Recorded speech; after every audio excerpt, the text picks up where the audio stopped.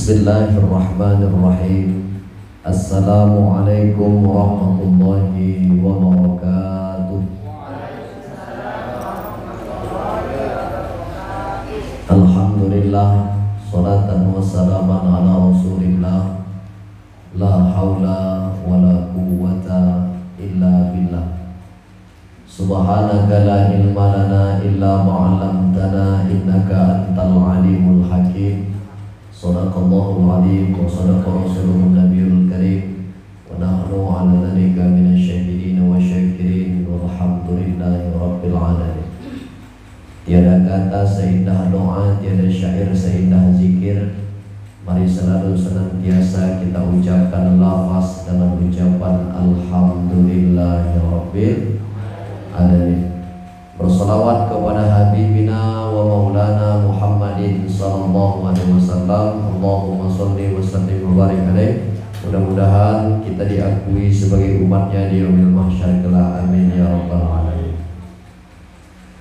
Yang saya hormati BKM Musholah Ar-Rahman Dusun 4 Desa Serjo. Yang saya hormati abangda, ayahanda kita yang istiqomah mulai dari membentuk pengajian ini sampai pada malam hari ini bisa bersafari di Dusun 4 Desa Serjo.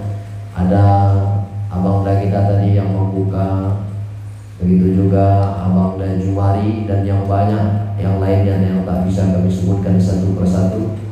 Begitu juga yang saya hormati orang-orang tua kami yang ada di Dusun 4 di Musholah Ar-Rahman ini. Begitu juga ibunda yang insya Allah datangkan barokah untuk kita. Amin ya rabbal. Anak Jawa membuat tikar tepat Bu Ana. Ibu-ibu apa kabar, sehat semuanya? Ibu-ibu ini mesti ditanya, karena kalau nggak ditanya-tanya ngangguk-ngangguk pikir paham, rupanya ngantuk.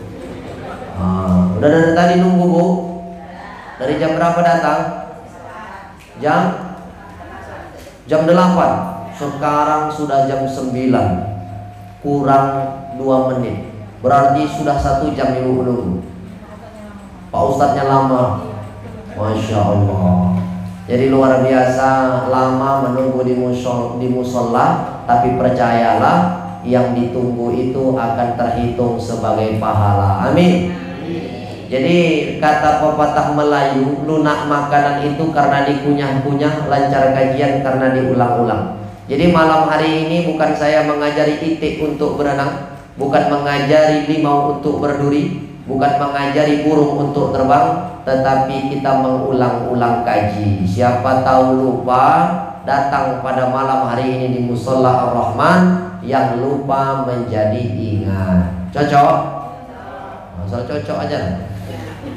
Apa yang ingin Ustadz sampaikan Pak Ustadz? Kita kajiannya masalah fikih. Kalau masalah fikih berarti masalah yang sering kita praktekkan di dalam kehidupan sehari-hari. Mulai dari ibadah, kemudian sholat, baik sebelum sholat ada namanya toharoh, bersuci. Maka nanti di akhir segmen kami berikan ibu dan bapak terkhusus jamaah Musholah Ar-Rahman ini yang mau bertanya-tanya, yang mau berdiskusi, yang mau curhat seputar masalah yang kita sampaikan, atau di luar dari tema pun boleh, tetapi masih dalam konteks agama boleh ditanyakan. Jadi ibu yang hari ini ada pertanyaan-pertanyaan yang belum terjawab, boleh nanti ditanya. Siap? Tapi nanti, jangan sekarang. Kalau sekarang kepiting menjepit kerang, kerang dijepit di balik batu. Bapak ibu pasang kuping terang-terang, biar Ustadz India jelaskan satu persatu. Cocok? Asal cocok aja. Apa itu yang pertama Pak Ustadz? Ketika hari ini banyak orang sholat, tapi kadang-kadang sholatnya itu tidak sesuai dengan yang mengikut dengan Rasulullah SAW. Orang mau kerja, di training 3 bulan, di training 4 bulan, setelah lulus dari training baru boleh bekerja untuk urusan sekelas dunia ada training. Masa untuk urusan akhirat tak mau belajar? Kadang-kadang bapak-bapak datang ke musola ditanya sama kawan, "Riko arak nandi? Arak lu mau nang musola ngapain?" Eneng ngomongi ustad teko. Jadi ngapain? Arak pengajian. Wis tuwek pun pengajian nang omah enak turu. Ibu-ibu kadang-kadang belajar ngaji, Bu, diejek sama kawan. "Alah yuk ngapain lah belajar ngaji. Riko gigi wis sompong ae pun sok-sok ngaji."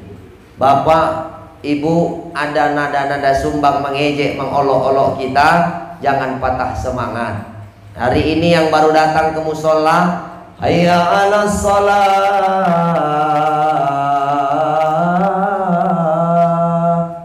Sibuk pakai sarung mau ke musola, datang kawan nyindir dari jendela. "Ojo lu mau nang musola, engko musola ini roboh," katanya. "Titip salam ya sama yang di masjid," katanya. "Titip salam ke rumah malaikat." Takutnya yang ngomong titip salam datang malaikat Ijroil, baru tahu rasa. Ini sok titip-titip salam, Bu. Jadi mohon maaf, jangan mengejek-ngejek orang. Kalau orang mau ibadah berarti ada perubahan dalam hidupnya. Ini bulan apa, Pak? Sekarang ini bulan apa kita di Masehi? Bulan Desember. Habis Desember apa, Bu? Januari. Ini tahun 2022. Masuk nanti Januari tahun depan udah 2023. Pertanyaannya, umur yang Allah berikan hari ini kepada kita besok akan diminta di hadapan Allah Subhanahu wa ta'ala. Kamu panjang umurmu, amal ibadahmu juga baik atau enggak, atau malah semakin buruk? Maka dengan hadir kita diusung dengan kepala desa beserta jajarannya, inilah wakilnya. Biasa kepala desa datang, malam hari ini nggak datang, tapi luar biasa. Ada ajudan-ajudannya yang mendampingi senantiasa. Kalau sudah 2 minggu sekali, setiap hari Jumat malam Sabtu pengajian. Jadi dapat malam ini jadwal pengajian di Dusun 4 Musola Bait Ar-Rahman. Jadi mudah-mudahan ini jangan dijadikan angin berlalu, tapi mesti ada yang diambil. Apa itu? Ilmu dan pelajaran yang belum kita ketahui. Ketika sholat mesti mengikut kepada apa yang diajarkan Rasul. Rasul mengatakan, "Shollu kama ra'aitumuni usolli." Sholatlah kalian sebagaimana kalian melihat aku sholat. Jadi ada orang yang sholat, Bu, ketika itu disuruh sama Nabi, "Irji ila sholatika." Udah siap sholat, disuruh Nabi, ulangi sholatmu. Sholat lagi, "Irji ila sholatika," sampai 3 kali, Bu, disuruh ulang sholatnya sama kanjeng Nabi Muhammad SAW. Kenapa rupanya, Ustaz? Rupanya sholatnya itu tidak baik. Kenapa tidak baik? Sholatnya nggak ada tumak ninah. Apa arti tumak ninah itu, Pak Ustaz? Sholat itu nggak boleh macam patok ayam. Allahu Akbar, Allahu Akbar, Allahu Akbar, Allahu Akbar, Allahu Akbar. Apalagi bentar lagi Bang Barat mau Ramadan. Kalau udah Ramadan tuh taraweh. Di musola ini ada yang taraweh, Bu. Pirang rakaat taraweh nang gini? 11 karo witir. Masih mending. Kadang ada di daerah masjid-masjid tuh yang 21 rakaat. Lebih dia jumlah rakaatnya. Ada yang 23 rakaat, 20 taraweh, witir 3. Sholat gitu, sholat kadang-kadang imamnya kenceng kurang kenceng, 1 napas, Bu, baca Fatihah. Bismillahirrahmanirrahim. Alhamdulillahirabbil alamin arrahmanir rahim maliki yaumiddin iyyaka na'budu wa iyyaka nasta'in ihdinas siratal mustaqim siratal ladzina an'amta 'alaihim ghairil maghdubi 'alaihim waladdallin amin. Bismillahirrahmanirrahim. Allahu akbar, subhanallah wa bihamdihi, Allahu akbar, Allahu akbar, Allahu akbar, Allahu akbar, Allahu akbar. Awak kesian wakmin. Wakmin sama Wa'ani di belakang. Orang ini udah tua-tua, pergi ke musola awalnya mantep, tapi gara-gara imamnya cepat kali macam ALS, antar lintas Sumatera Utara, terakhir apa yang terjadi? Encok umat. Maka saya pesankan sholat itu mesti ada tumak ninah. Allahu Akbar. Ketika takbir itu jangan langsung membaca ayat jangan langsung membaca surah Al-Fatihah, tapi disunnahkan membaca iftitah. Allahu Akbar kabira walhamdulillahi kabira wa subhanallahi bukratan wa asila, sampailah habis wa ana minal muslimin. Sebelum baca Fatihah, baca ta'awuz. Apa ta'awuz? A'udzubillahi minasyaitonir rajim. Awak selama ini Pak Ustadz membaca Fatihah nggak ada baca ta'awuz, langsung bismillahirrahmanirrahim. Mulai malam nih karena udah dikasih tahu, baca ta'awuz dulu. Kata Allah di dalam Al-Quran, kalau kau mau membaca Al-Quran, fasta'ir billah, bacalah a'udzubillahi minasyaitonirrajim. Jadi habis baca iftitah, a'udzubillahi minasyaitonirrajim. Kalau imam baca ta'awuznya dalam hati saja, jangan a'udzunya itu dikuatkan. A'udzubillahi minasyaitonirrajim, baru baca bismillah kuat juga. Datang kawan sebelah, mak, wah ini ajaran baru nih katanya. A'udzu pula kuat. A'udzu itu disirkan. Kalau jaharkan kuat, sir pelan. Jadi ibu-ibu sebelum membaca Fatihah, membaca ta'awuz disirkan. Setelah itu apa? Baca Fatihah. Setelah baca Fatihah, lalu baca surah pendek. Kemudian kalau sudah membaca ta'awuz, membaca surah Al-Fatihah, kemudian sudah membaca daripada surah dari Al-Quran, jangan membaca surah dari Al-Quran itu membuat urutan ayat Al-Quran itu yang pertama dia di atas, kita robah jadi di bawah. Apa contohnya Ustaz? Mana duluan dapat, surah Al-Ikhlas atau surah An-Nas, Bu? Surah Al-Ikhlas dulu apa surah An-Nas? Hah? An-Nas. Al-Ikhlas. Al-Ikhlas, Al-Falah, baru An-Nas. Al-Ikhlas, Al-Falah, An-Nas. Sholat maghrib, rakaat pertama jangan baca An-Nas. Habis waladolin baca Al-Fatihah, jangan baca An-Nas. Karena rakaat pertama. Kalau mau baca An-Nas, rakaat keduanya baca An-Nas juga. Karena An-Nas itu surat yang paling penghabisan. Tapi kalau ibu sholat rakaat pertama maghrib, yang dibaca Al-Ikhlas. Kalau rakaat kedua boleh baca Al-Falah atau boleh baca An-Nas. Artinya apa? Urutan surah dari Al-Quran itu mesti teratur. Habis 1, 2, habis 2, 3, dan seterusnya. Jangan 3, habis itu 1. Ini kadang-kadang ada imam, Pak, ataupun kita sendiri ngalami. Allahu Akbar, sholat nih, habis baca Al-Fatihah, ghairil maghdubi alaihim waladhdallin, amin. Bismillahirrahmanirrahim. Alam nashrah laka sadrak wa wada'na anka wizrak, sampai habis surah Al-Insyirah. Rakaat kedua yang dibaca ad-duha. Bismillahirrahmanirrahim. Wad-duha wal laili idza saja. Ad-duha sama alam nasyrah, yang duluan dapat ad-duha atau alam nasyrah?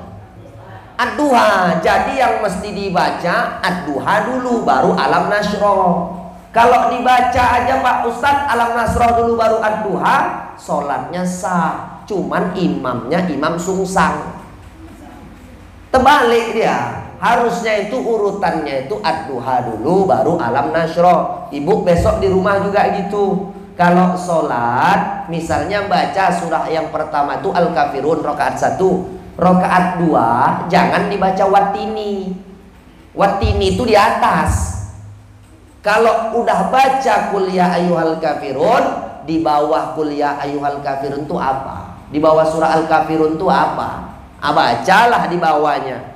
Kalau di bawahnya lagi Pak Ustadz mau baca An-Nas boleh? Boleh. Pak Ustadz, katanya orang, Pak Ustadz kalau sholat tahajud ada sholat duha. Kalau sholat duha itu apa ayat yang dibaca itu harus surah ad-duha? Atau yang lain itu harus membaca surah asy-syams, wasyamsi waduhaha. Kata kawan kami yang wirid Pak Ustadz, kalau sholat duha rakaat 1 baca surat As-Samsi wasamsi waduhaha. Kalau rakaat 2 yang dibaca surat Duha. Iya Pak Ustadz, kata kawanku harus itu. Kalau ada Ustadz membilangkan kalau sholat duha mesti yang dibaca rakaat 1 surah As-Samsi, kalau rakaat 2 mesti baca surah Ad-Duha. Gimana pula nasib kakek-kakek yang dia nggak hafal 2 surah ini? Kalau nggak hafal dia 2 surat ini nggak boleh sholat, sampai seumur hidup nggak sholat-sholat. Karena ngaji dari dulu alif-alif nggak tamat-tamat. Dulu ibu ngaji pakai Iqra atau alif-alif bu? Alif-alif kan? Alif di atas, alif bawah, i, alif depan, u, i, u. Hanun mati di atas, hanta depan, Tuhan. Hantu cepat nengoknya. Orang dulu ngaji nggak macam anak sekarang Pak. Anak sekarang Iqra, cepat baca, cepat pinter. Kalau orang tua dulu lama baca tapi lama lupa. Sampai saiki bu masih inget dulu ya kan bu, ngaji ke rumah guru pakai obor.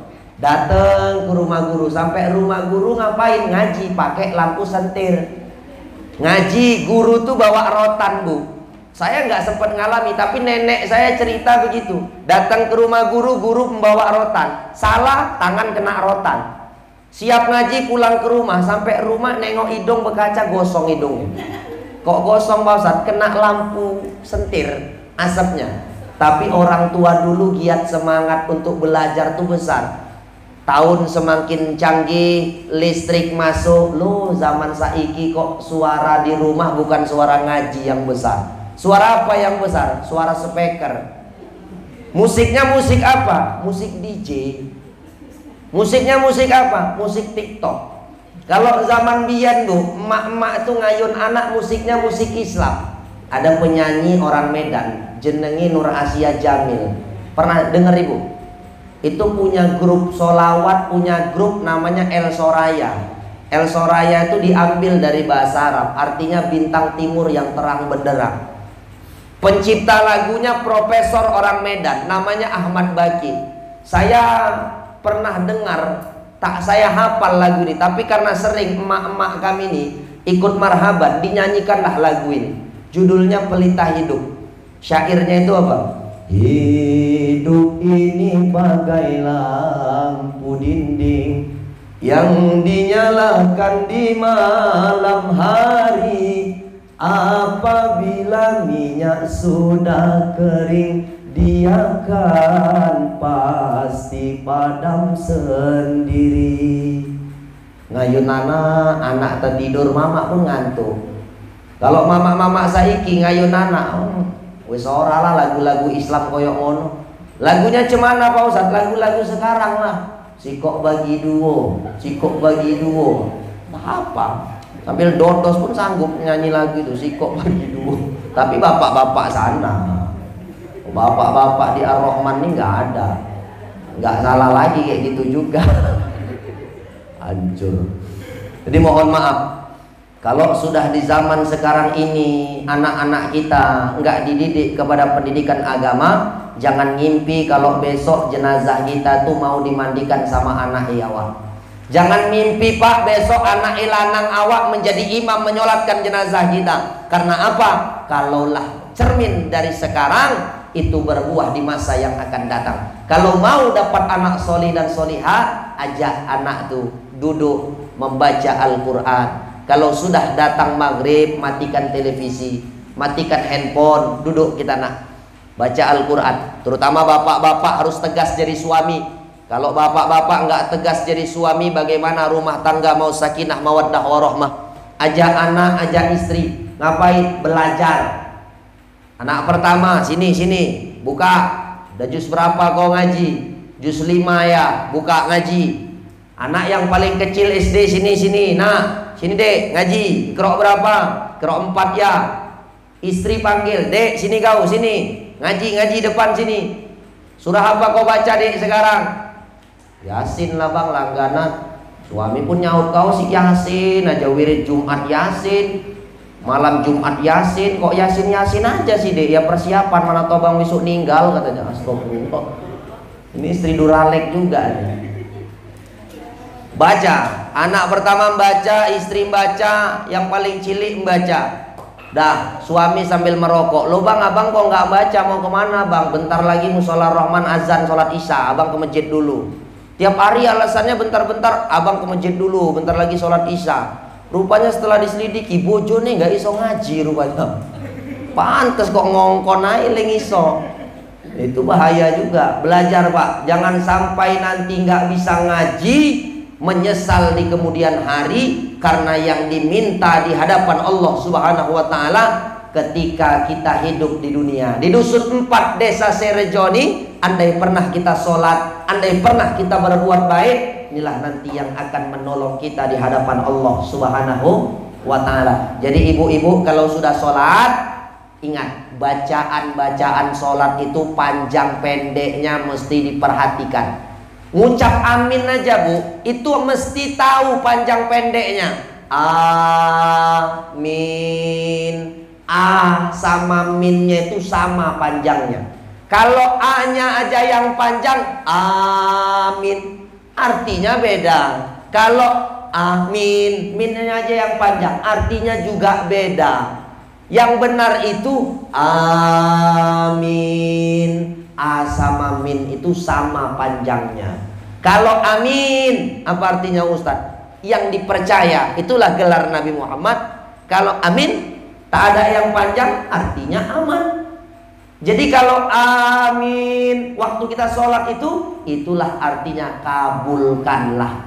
Pantas kita doa setiap membaca surah Al-Fatihah, nggak ada getaran di hati. Salah satunya kita belum membaca dengan betul bacaan yang kita baca saat ini. Maka pesan saya, ibu jangan malu untuk belajar. Walaupun sudah berumur, walaupun sudah bertambah usia itu, tetaplah belajar sampai nanti masuk ke balik papan, barulah habis masa kita untuk belajar. Apa balik papan Pak Ustadz? Dikubur dalam liang lahat, ditutup pakai papan. Itu maknanya. Jadi kalau ibu hari ini sholat, kalau sedang sholat, boleh nggak kita itu bu berbicara sedang sholat? Nggak boleh Pak Ustadz. Kalau ada tamu Pak Ustadz, tiba-tiba sholat maghrib, assalamualaikum, ada tamu, dia nggak tahu kita sedang sholat. Jadi gimana lah caranya kami mengasih tahu sama tamu ini kalau kami sedang sholat? Apa kami boleh pas sedang sholat nih, aku sholat, boleh? Batal sholat di awal. Jadi gimana caranya memberitahu sama daya yang sedang datang kita nih sedang sholat? Caranya itu gampang. Coba Pak Ustadz, kalau kita sedang sholat, dikeraskan bacaan takbirnya. Kalau sholatnya selain sholat maghrib, sholat subuh sama sholat isya, berarti sholat yang dia tak ada membaca kuat, sholat zuhur, sholat asar. Jadi kalau takbirnya dikeraskan, Allahu Akbar. Belum dengar juga dia nih, Allahu Akbar. Ruku, kuatkan juga. Habis bangun dari ruku, Sami Allahu liman hamidah. Memang nggak ngerti juga tamunya nih, ya udah nggak usah capek-capek, meneng aja ibu. Udah dikasih kude pun nggak ngerti juga. Apa perlu tak batalkan? Aku sholat loh, ngerti nggak Riko? Kok assalamualaikum maiket mau? Bising kali, maghrib pun teko-teko aja Riko.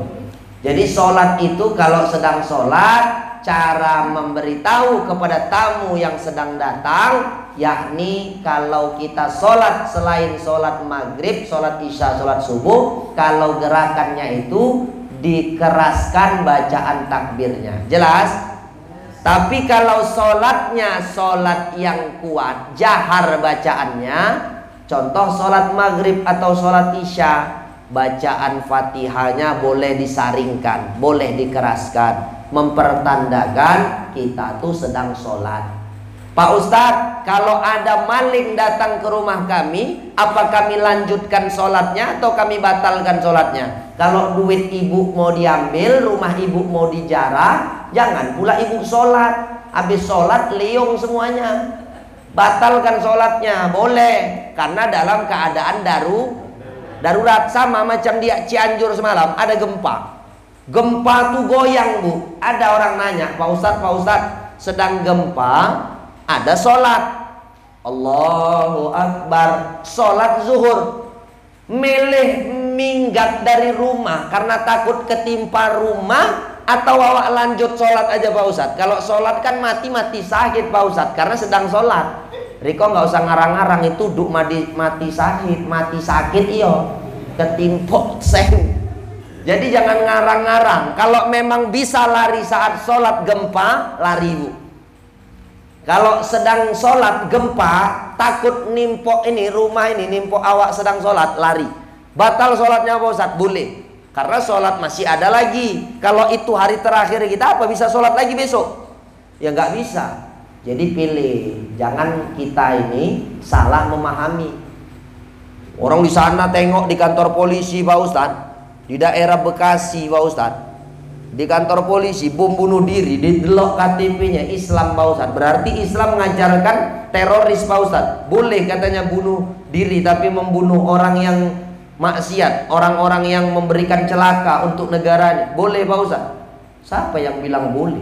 Orang ngarah motong ayam, motong bebek, nggak boleh pisaunya kalau nggak landep Bu. Bapak kalau mau motong kambing, nggak boleh parang tuh kalau dalam keadaan tumpul. Apa maknanya? Jangan menyakiti hewan. Ada binatang masuk rumah, mesti kita bilang dulu, kau siapa datang ke rumah kami? Kalau kau memang hamba Allah, keluar kau dari rumah kami ini. Ular, diajak cakap dulu. Kalau kau memang kiriman orang, balik kau sama tuanmu. Tapi kalau kau memang tak ada maksud apa-apa, keluar kau cari makan. Tapi kalau kau tak bisa kami bilangi, apa boleh buat? Kau akan kami bunuh. Kalau pergi dia, jangan bunuh. Tapi kalau mengganggu anak bapak, udah deket anak bapak di situ, jangan diajak ngomong. Kau dari mana kau ini, kiriman orang? Ketok katanya anak Yawa, meninggal. Awak pula digila-gilakan orang. Ada ustadz semalam ngisi dusun 4 di musola Roman, katanya ajak ngomong dulu ularnya katanya. Anak udah kepatok. Ini jangan salah memahami. Karena kalau ngaji ini jangan sambil ngantuk Bu. Pesan saya itu, bapak-bapak pun gitu, kalau sambil ngaji jangan ngantuk Pak. Tahan dulu ngantuknya. Kenapa Pak Ustadz? Takutnya salah pendengaran. Ibu-ibu banyaklah bersyukur, karena dia sambil ngantuk. Ibu-ibu banyak-banyaklah bercukur katanya. Dicukur alisnya semua, terakhir koyok tuyul. Kan salah jadinya. Jadi jangan sambil ngantuk. Saya tengok-tengok ini, kalau ada yang ngantuk, udahlah, berarti masih semangat semuanya. Bapak-bapaknya pun semangat. Kalau kira-kira agak-agak ngantuk, ambil aja nih kue-kue depan, dimakan aja Pak. Mana tahu kan, pahit kali kan, mau merokok nggak iso, Ustadz sedang ceramah, wis asem aja mulut iki katanya. Suwi tenang lah Ustadz iki. Tapi tenang, bentar aja kita nih, nggak lama-lama. Jam berapa siap Pak Ustadz? Jam 11. Siap? Ibu siap-siap aja, aku yang capek kan itu. Tidak, kita tengok kondisi jamaah ya. Jadi ingat, kalau sedang sholat boleh kita tuh membatalkan sholat kalau bahayanya itu berat. Termasuk gempa bumi boleh kita tinggalkan sholat. Kenapa? Menyelamatkan diri jauh lebih penting dari segalanya. Jadi orang yang membunuh diri itu tak dibenarkan di dalam Islam. Membunuh binatang saja diatur dalam Islam. Bagaimana pula membunuh sesama orang hidup? Itu sangat diharamkan oleh agama.